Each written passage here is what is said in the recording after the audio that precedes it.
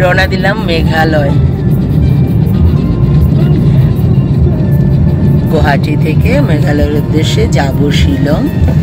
তো এখন আমরা অন দা ওয়েতে আছি। ওয়েদারটা ভীষণ প্লেজেন্ট, আর সেখানে আমরা সবাই মিলে যাব। আমার বান্ধবী পান্না, আর এদিকে আছে আমার হাজবেন্ড, আর সামনে আছে অসীমদা। আমরা পরে সবার সাথে কথা বলবো। এখন আমরা ব্রেকফাস্ট করবো।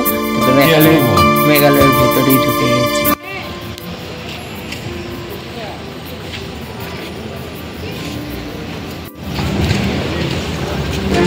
এখন আমরা ব্রেকফাস্ট করবো।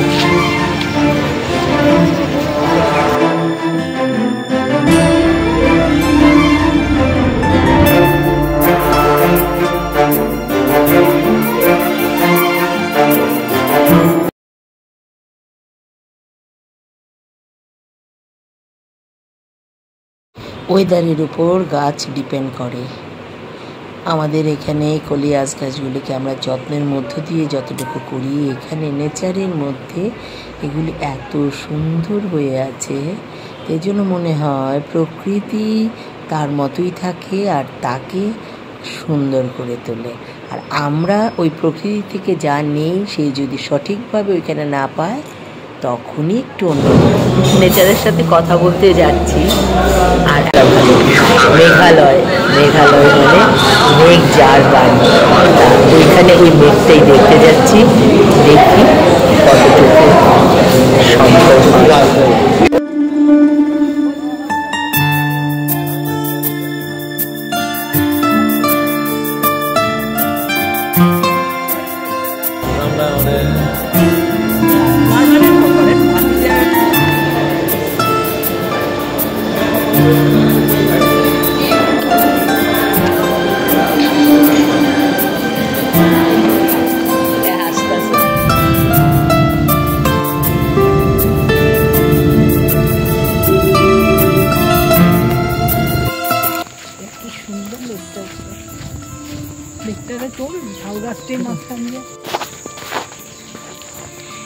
এই যে গাছটা দেখতে পাচ্ছেন, এই গাছগুলি হচ্ছে শিলং পাইন। এটাই হচ্ছে শিলংয়ের একটা মানে স্পেশালিটি। এই পাইন গাছটা শিলংয়ে দেখতে পাওয়া যায়। এটা হচ্ছে একটা লেক। এই পান্না, এই লেকটার নাম উমিয়াম লেক। হ্যাঁ, আমি প্রথম এসেছি, তাই লোকালদেরকে জিজ্ঞেস করে করে আমার বলতে হচ্ছে। তবে এই পাইন গাছটার সম্বন্ধে আমি পড়াশোনা করেছিলাম, এর জন্য অনেকটাই নামতে হচ্ছে এই লেকে যাওয়ার জন্য। আর জায়গাটা সত্যি সুন্দর। This is the beauty of nature. আর আমরা যাচ্ছি নেচারের বিউটির দিকে। নর্থ ইস্ট জোনের যদি একটা জায়গা থাকে নর্থ ইস্ট কান্ট্রি, এই হচ্ছে শিলং, যেখানে নেচার কথা বলে। আজ আমরা এই নেচারের কাছেই যাচ্ছি। চলুন আমরা শেয়ার করে নিচ্ছি নেচারের প্রত্যেকটা স্টেপ আপনাদের সাথে।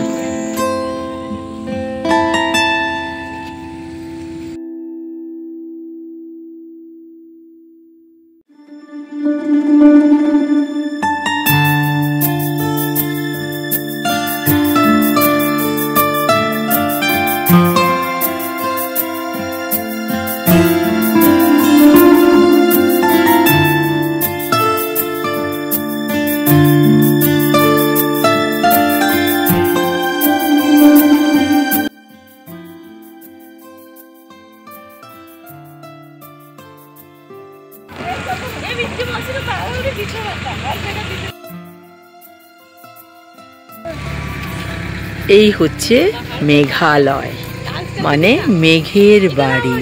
আলোয় মানে বাড়ি। আর এটা শিলং এলে বোঝা যায়। মেঘগুলো একদম পাহাড়ের উপর থেকে মনে হচ্ছে কথা বলছে। এটাই হচ্ছে শিলংয়ে।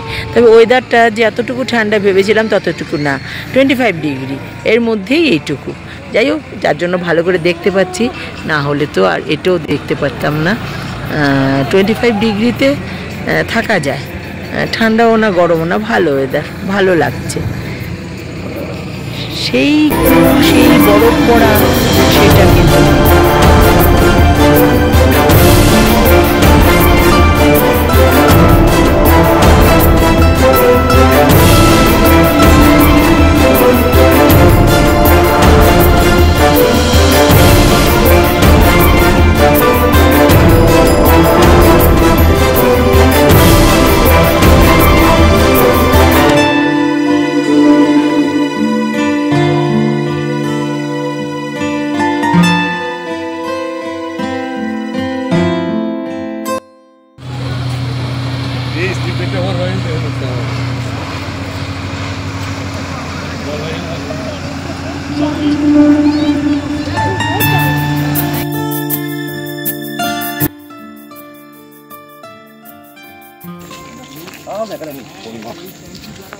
দুদিকে পাইন গাছে ভর্তি, হেঁটে অনেক উঁচুতে উঠতে হচ্ছে। আর ওয়েদারটা কিন্তু ঠান্ডা না, একটুখানি হিউমিডিটি বেশি আছে, যার জন্য বৃষ্টি বৃষ্টি ভাব, তো একটু গরমও আছে। যাই হোক, অ্যাগেনস্ট অফ ইয়েতে চলার একটা উঁচুতে ওঠা, এখন আমরা উঁচুতে উঠছি। এই হচ্ছে আমাদের ডেস্টিনেশনের একটা উমিয়াম রোড।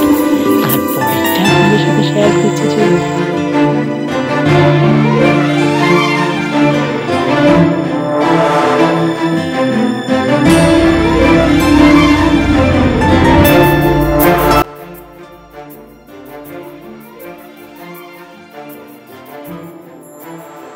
লেকের কাছেই আমার এক স্টুডেন্টের সাথে দেখা হয়ে গেল। ওদের সাথে দেখা হলে খুব ভালো লাগে, ওরা কত বড় হয়ে গেছে। ছোটোবেলায় আমি ওদের টিচার ছিলাম। এখান থেকেই আমি চলে এলাম ডন বস্কো সোসাইটির একটা গ্যালারি আছে, ওই মিউজিয়ামের একদম ভিউ পয়েন্টে। আর ওই ভিউ পয়েন্টেই আমার একটা শান্তি লাগলো যে মানুষ পারলে কত কিছু লাভ করতে পারে। এত সুন্দর ছিল ওই ভিউ পয়েন্টটা, ওইখান থেকে পুরো শিলংটাকে সুন্দর করে দেখা যাচ্ছিল। আর রৌদ্র যে কত প্রিসিয়াস, প্রত্যেকটা বাড়ির ছাদের দিকে তাকালে বোঝা যাচ্ছিল। একটু রৌদ্র মানেই অনেকটুকু কাজ, আর এই অনেকটুকু কাজটাই ওপর থেকে দেখলে বোঝা যায় মানুষ কতভাবে রৌদ্রকে ওদের কাজে লাগায়। প্রকৃতি অনেক কিছু শিক্ষা দেয় কিন্তু আমাদেরকে।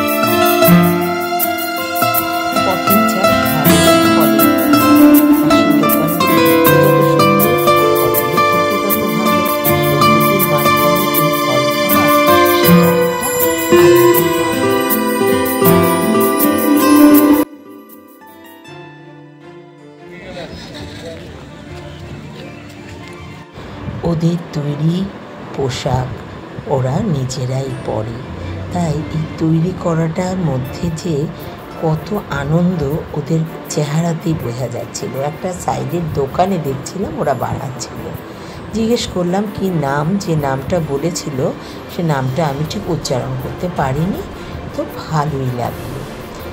এই যে দেখুন একটা একটা সুতো করে, সাথে আবার ওরা দোকানে বসে কিছু বিক্রি করছে। যেমন সিম্পল ওদের জীবনযাত্রা, তেমন সিম্পল ওদের কথাবার্তা।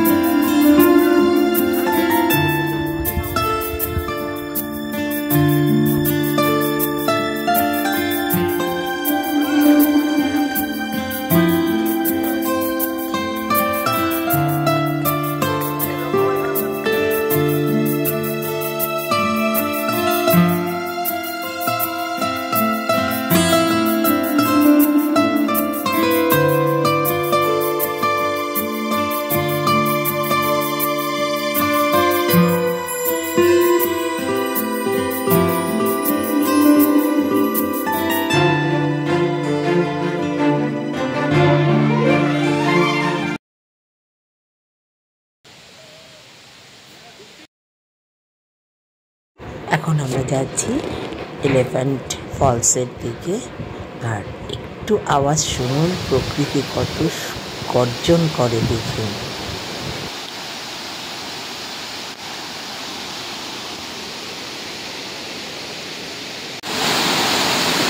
ফলসের দিকে তাকা।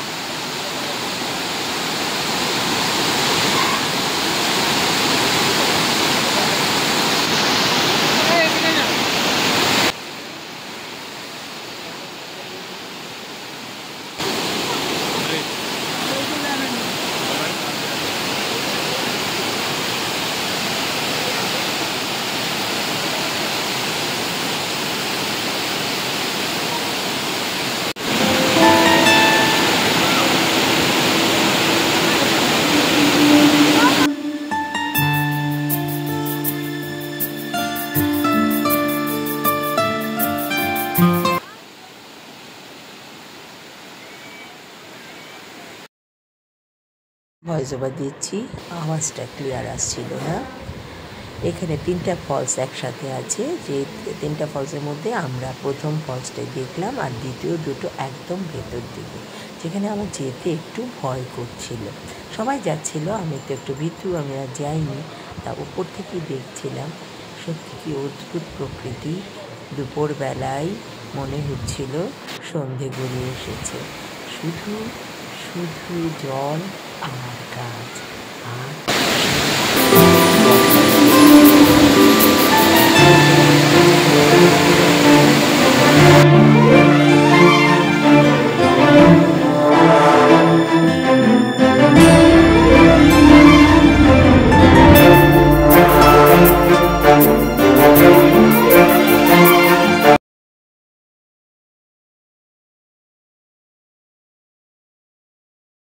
বেরিয়ে আসার পালা। কারণ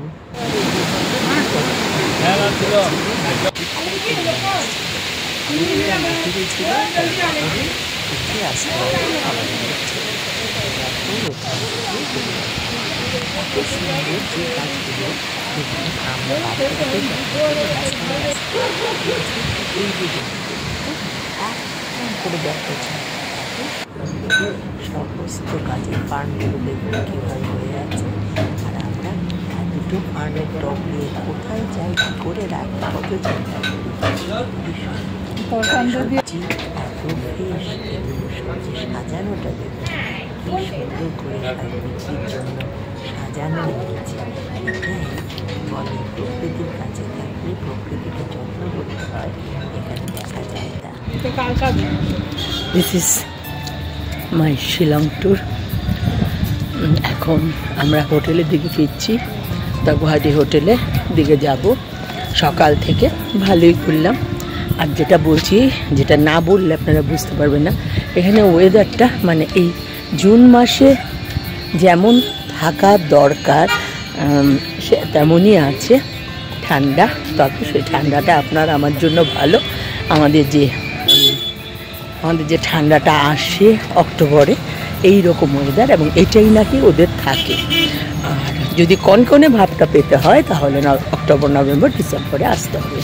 এটাই এখানে ভালো লাগলো, ভালো ঘুরলাম। আর সত্যি কথা, এটা আমাদের ট্রিপের মধ্যে ছিল না। ভগবানের এটাই কৃপা আমাদের করে। চলুন এবার গুয়াহাটির দিকে রওনা দিই।